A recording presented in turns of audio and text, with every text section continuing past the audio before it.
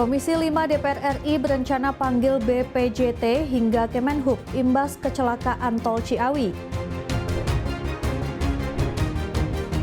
Wapres datangi pangkalan gas di Kelurahan Pasar Manggis. Kuasa hukum minta majelis hakim batalkan status hukum Hasto. Halo, selamat pagi pemirsa setia Berita Nasional TV. Senang sekali Berita Nasional Pagi kembali hadir menyapa Anda. Selain 3 berita utama tadi, akan ada informasi lainnya yang akan kami sajikan untuk Anda. Bersama saya, Ajeng Tiara.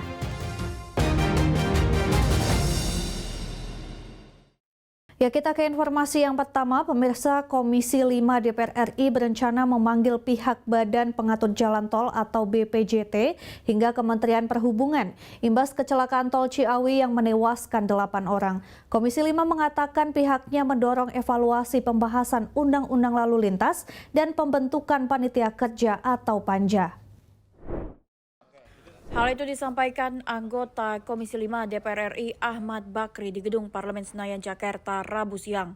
Menurutnya atas peristiwa tabrakan beruntun di gerbang Tol Ciawi 2 pada Selasa malam, pihaknya turut berduka cita yang mendalam. Ahmad Bakri mengatakan ke depannya musibah kecelakaan transportasi menjadi peringatan keras bagi DPR untuk memanggil mitra-mitranya dalam evaluasi untuk mengantisipasi kasus serupa. Dia menyebut pihaknya menyoroti laporan adanya sejumlah titik jalan tol yang bergelombang, pelanggaran beban maksimum kendaraan angkut, serta evaluasi pengawasan alat sensor over-dimension overload. Bakri juga menambahkan akibat maraknya kasus kecelakaan di tol beberapa waktu terakhir, pihaknya berencana memanggil Kementerian PU, BPJT, Kemenhub, dan pihak-pihak terkait lainnya untuk evaluasi standar pelayanan minimum jalan tol yang diwacanakan digelar dalam waktu dekat. Bahkan Komisi 5 berencana membuat panitia kerja atau panja. Salah satu topik pembahasan adalah perihal kendaraan over dimension dan overload. Perlu diperhatikan. Nah, itu salah satu kita hari ini juga mengupayakan untuk melakukan rapat kerja dengan institusi terkait ya, pengamanannya ya kan. Kalau tahu jalan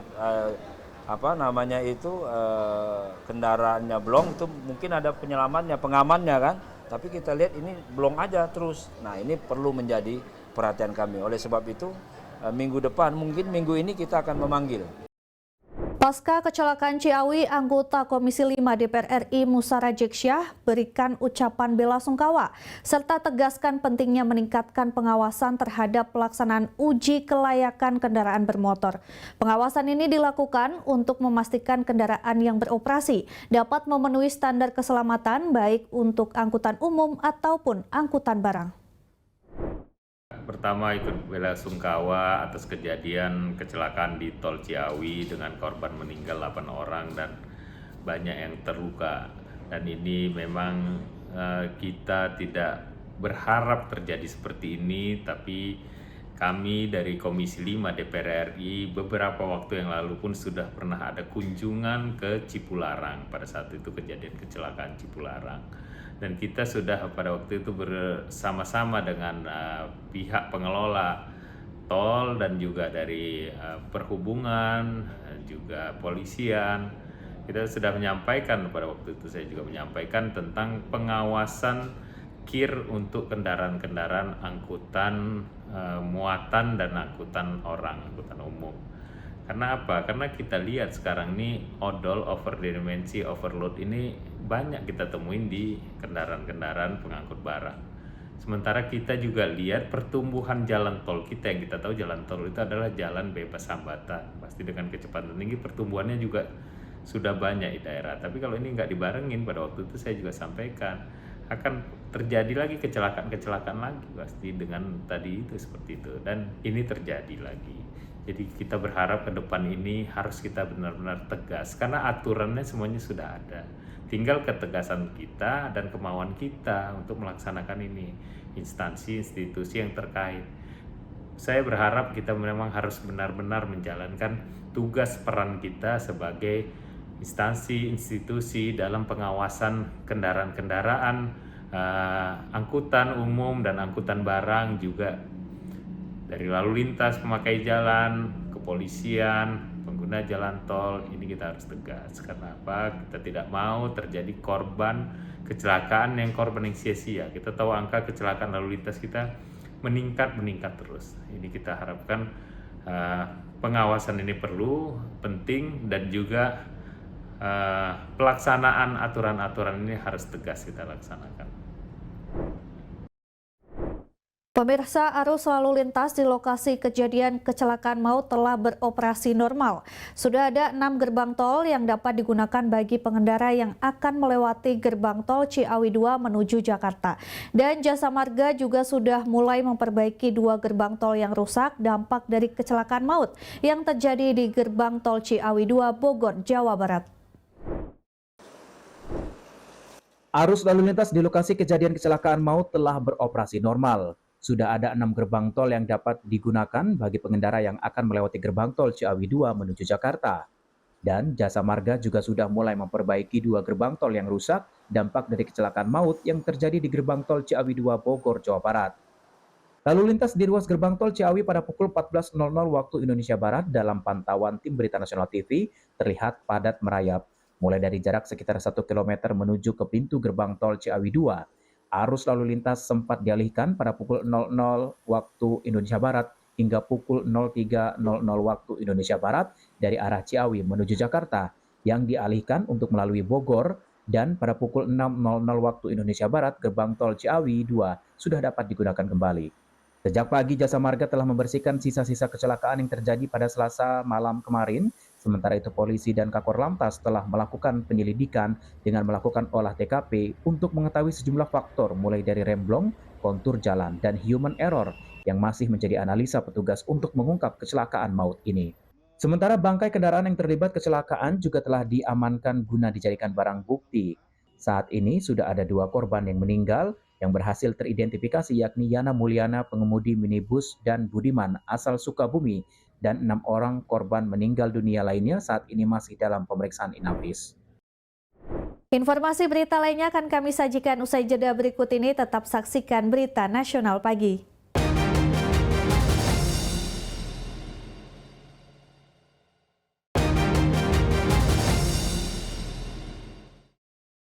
Terima kasih Anda masih bersama kami. Pemirsa, pemerintah terus memastikan distribusi LPG 3 kg bersubsidi tepat sasaran dan mudah diakses masyarakat.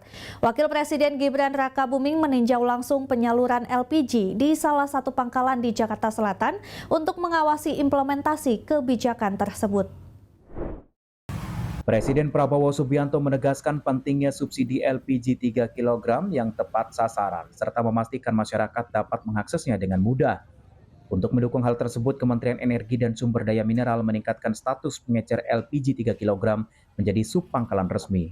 Kebijakan ini bertujuan agar distribusi LPG bersubsidi lebih terstruktur dan transparan sehingga masyarakat yang berhak bisa mendapatkan LPG dengan harga standar. Sebagai bagian dari pengawasan implementasi kebijakan ini, Wakil Presiden Gibran Rakabuming meninjau langsung distribusi LPG di salah satu pangkalan di Jakarta Selatan. Dalam kunjungannya, ia menyaksikan proses penyaluran gas kepada masyarakat serta menegaskan pentingnya distribusi yang tertib dan adil guna mencegah kelangkaan serta fluktuasi harga yang dapat merugikan masyarakat, terutama pelaku usaha kecil.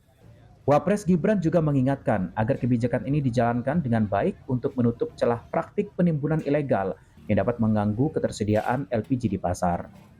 Sebelum meninggalkan lokasi, ia menyampaikan permohonan maaf atas kesulitan yang sempat dialami masyarakat, serta meminta pemilik toko untuk segera melaporkan jika ada kendala dalam distribusi. Dengan sistem distribusi yang lebih terstruktur melalui subpangkalan resmi, pemerintah berharap masyarakat bisa mendapatkan LPG bersubsidi dengan harga wajar. Pemerintah juga akan terus memantau pelaksanaan kebijakan ini guna memastikan manfaatnya benar-benar dirasakan oleh masyarakat luas. Direktorat Tindak Pidana Ekonomi Khusus atau Dirtipideksus Bareskrim Polri telah melakukan pengawasan terhadap ketersediaan gas LPG 3 kg atau gas melon di wilayah Jabodetabek dan Banten.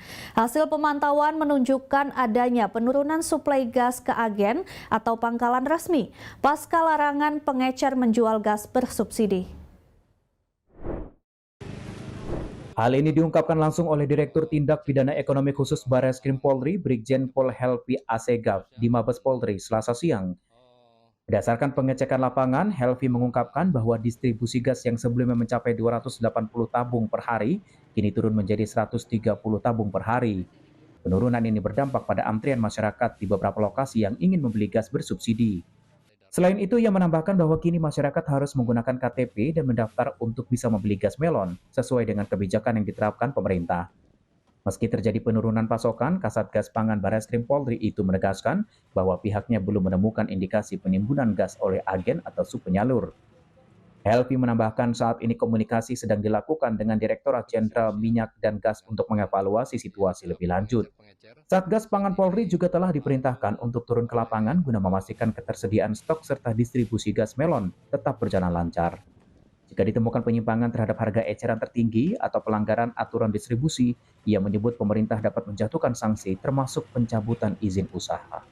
Lapangan, Jabodetabek khususnya dan Banten, memang kita temukan sejak ada surat edaran terkait masalah perubahan pendistribusian, ya kan, yang dulu masih ada pengecer-pengecer, saat ini langsung oleh agen-agen atau subpenyalur, ya. Itu yang pertama, sehingga yang tadinya bisa dipecah satu pangkalan itu menjadi beberapa agen penyalur atau pengecer, ya. Saat ini fokus di satu tempat, sehingga terjadi antrian, ya kan, di beberapa tempat ada terjadi antrian. Kemudian ada persyaratan khusus untuk bisa mendapatkan LPG tersebut. Ya, harus menggunakan KTP, harus mendaftar ke OSS, dan itu menjadi persyaratan utama. Diberitakan sebelumnya warga di sejumlah wilayah Indonesia mengeluhkan LPG 3 kg mengalami kelangkaan usai pemerintah melarang penjualan gas melon oleh pengecer. Pemerintah memutuskan penjualan LPG 3 kg hanya bisa dilakukan melalui pangkalan resmi mulai 1 Februari 2025. Kebijakan tersebut lantas membuat gaduh di masyarakat. Pemerintah akhirnya memutuskan untuk memperbaiki aturan tata kelola penjualan LPG 3 kg. Presiden Prabowo Subianto kemudian menginstruksikan agar pengecer boleh berjualan LPG 3 kg seperti biasa. Pemirsa, beberapa hari belakangan ini penjualan gas LPG 3 kg menjadi polemik di tengah masyarakat. Untuk mengetahui bagaimana perbedaan antrian setelah pengecer diperbolehkan menjual kembali gas LPG 3 kg, sudah ada rekan Syana Serus dan juru kamera Anggada Agung di salah satu agen resmi penjual gas di Cipinang, Jakarta Timur. Pemirsa Berita Nasional TV, beberapa hari belakangan ini penjualan gas LPG 3 kg menjadi polemik di tengah masyarakat. Pada tanggal 1 Februari 2025, Menteri Energi Sumber Daya Mineral Bahlil Lahadalia menerapkan bahwa pembelian gas LPG 3 kg tidak dapat dibeli di pengeceran dan hanya dapat dibeli di agen resmi. Dan akibat dari kebijakan tersebut, warga menjadi kesulitan mendapatkan gas LPG 3 kg dan harus mengantri panjang hanya untuk membeli gas. Kebijakan itu diterapkan dengan alasan untuk menertibkan harga di pengecer agar tidak terlalu tinggi sampai di masyarakat. Adanya kesulitan yang didapati masyarakat untuk membeli gas LPG 3 kg ini membuat Presiden Prabowo Subianto prihatin. Dan saat ini Presiden Prabowo Subianto telah menginstruksikan agar pengecer gas LPG 3 kg dapat kembali berjualan seperti biasa. Instruksi ini diberikan sambil menunggu proses perubahan status pengecer menjadi subpangkalan. Dan pemirsa, saat ini saya sedang berada di salah satu agen resmi gas LPG. Dan kita melihat bagaimana situasi saat ini sudah kembali normal dan tidak ada antrian yang terjadi. Dan kita akan berbincang-bincang langsung dengan salah satu karyawan pedagang atau agen resmi penjual gas LPG yang berada di Jakarta. Selamat siang Mbak Anissa. Iya, selamat siang. Gimana situasi dari sebelum dan sesudah pengecer diperbolehkan untuk menjual kembali? Ya. Alhamdulillah untuk saat ini setelah ada keputusan dari Pak Presiden terkait masalah pengaturan pengecer diperbolehkan kembali untuk membeli ke pangkalan dengan nama lain Supangkalan. Untuk saat ini kondisinya udah kondusif sih ya Mbak. Untuk masyarakat tidak lagi membeli atau membeli dan mencari LPG ini ke agen. Jadi dia bisa langsung ke pengecer terdekatnya yang sebagai Supangkalan dari pangkalan. Ada terjadi antrian panjang nggak sebelumnya? Kalau untuk sebelumnya sebenarnya ada peningkatan, cuma untuk sekarang yang masyarakat yang datang untuk ke agen sendiri itu udah berangsur berkurang. Bahkan untuk saat ini sudah terlihat sepi dan bisa normal kembali seperti sedia kala. Untuk agen sendiri setiap harinya tuh menyediakan berapa tabung gas untuk masyarakat? Karena tanggapan dari masyarakat bahwasannya agen itu selalu Tersedia. kosong. Kalau untuk agen sendiri kita langsung menyuplai ke pangkalan-pangkalan yang kita bina, itu pasti ada ketersediaan stok di pangkalan. Nah, untuk pangkalan sendiri sudah pasti langsung menyuplainya ke masyarakat. Mungkin karena kondisi kayak kemarin, jadi mungkin pangkalan bisa datang ke pangkalan-pangkalan sehingga terjadi banyak antrian gitu. Apakah sudah ada koordinasi dari PT Pertamina terkait dari peraturan dari pengecer untuk menjadi Supangkalan? Kalau untuk hal tersebut sudah ada, itu kemarin per tanggal 4 sudah ada peraturan terkait pengecer atau Supangkalan sudah diperbolehkan mengambil ke pangkalan gitu. Dengan hal ini, jadi pengecer bisa menjual kembali ke masyarakat dengan kata lain Supangkalan gitu. Kalau untuk pengecer sendiri yang belum terdaftar di pangkalan itu gimana cara ini? Kalau untuk pengecer yang sudah terdaftar di pangkalan sebelumnya itu sudah secara langsung bisa menjadi Supangkalan dan bisa mendapat gasing itu di pangkalan tersebut. Akan tetapi untuk pengecer yang belum terdaftar menjadi Supangkalan bisa mendaftarkan dirinya ke pangkalan-pangkalan terdekatnya. Seperti itu. Iya. Baik pemirsa, tadi kita sudah berbincang langsung dan melihat situasi bagaimana keadaan pada saat ini setelah Presiden Prabowo Subianto menginstruksikan untuk dapat kembali membeli gas LPG 3 kg di pengecer.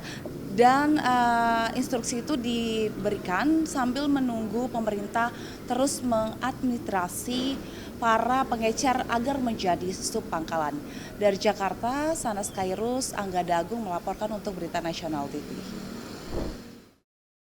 Informasi berita lainnya akan kami sajikan usai jeda berikut ini. Tetap saksikan Berita Nasional Pagi.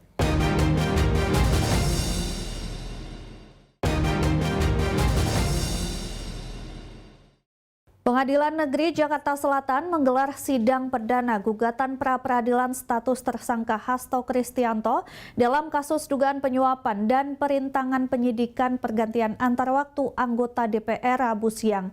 Dalam sidang perdana itu, Hasto Kristianto melalui kuasa hukumnya meminta agar penetapan status hukum itu dibatalkan lantaran tidak memenuhi ketentuan perundang-undangan. Sidang perdana permohonan pra-peradilan penetapan tersangka Sekretaris Jenderal PDI Perjuangan Hasto Kristianto dalam kasus dugaan penyuapan dan perintangan penyidikan pergantian antar waktu anggota DPR digelar di Pengadilan Negeri Jakarta Selatan Rabu siang. Dalam sidang yang dipimpin oleh Hakim Tunggal Juyamto di ruang sidang utama itu, Hasto Kristianto melalui kuasa hukumnya meminta agar penetapan status tersangka kepada dirinya dibatalkan oleh pengadilan karena tidak sesuai dengan KUHP. Pasalnya, Komisi Pemberantasan Korupsi tidak melakukan penyelidikan terlebih dahulu sebelum dirinya ditetapkan sebagai tersangka. Poin lain alasan permohonan pra-peradilan itu adalah penetapan Hasto sebagai tersangka tidak didasarkan pada alat bukti permulaan minimal 2 alat bukti. Poin berikutnya adalah Hasto menyatakan tuduhan perintangan penyidikan yang menjerat dirinya merupakan kesalahan administrasi dalam penyidikan, sebab kasus itu bermula dari dugaan pidana suap menyuap yang tidak saling berhubungan. Lebih dari itu, Hasto menilai saksi yang diajukan KPK untuk kasus ini sudah tidak relevan karena berstatus mantan terpidana dalam kasus yang sama, bahkan sudah meninggal dunia. Sementara untuk pembuktian, Hasto akan menyertakan beberapa alat bukti dan saksi ahli, meringankan untuk dihadirkan dalam persidangan Kamis esok. Sebelumnya, Komisi Pemberantasan Korupsi menetapkan Sekretaris Jenderal PDI Perjuangan Hasto Kristianto sebagai tersangka dalam kasus korupsi berupa suap pergantian antara waktu anggota DPR RI periode 2019-2024. Kasus korupsi tersebut juga menyeret Harun Masiku sebagai tersangka, namun sampai sekarang Harun Masiku masih belum tertangkap dan berstatus daftar pencarian orang. Dalam menetapkan seseorang menjadi tersangka di awal penyidikan, karena itu sumbernya adalah SOP KPK. SOP ini tidak benar, ini bertentangan dengan KUHP. Sebab dalam proses di KUHP itu penyidikan dulu dilakukan, dengan bukti-bukti kemudian ditemukan tersangkanya, baru kemudian ditetapkan tersangkanya. Ini satu proses yang dilangkahi oleh KPK. Ya, saya kira betul seperti dikatakan oleh Pak Mulia tadi, selama ini protes-protes terhadap cara-cara penetapan tersangka seperti ini hampir diabaikan. Ya pemirsa, Satgas Importasi Bareskrim Mabes Polri berhasil mengungkap barang selundupan dari berbagai macam jenis produk, mulai dari barang elektronik, rokok, hingga spare part kendaraan. Berbagai macam barang ini diamankan di wilayah Banten dan Jawa Barat. Total kerugian negara dari transaksi penjualan barang ilegal ini mencapai 60 miliar rupiah. Presiden Republik Indonesia Prabowo Subianto memberikan arahan untuk dibentuknya tim Satgas untuk mencegah adanya barang-barang import yang tidak sesuai dengan standar nasional Indonesia.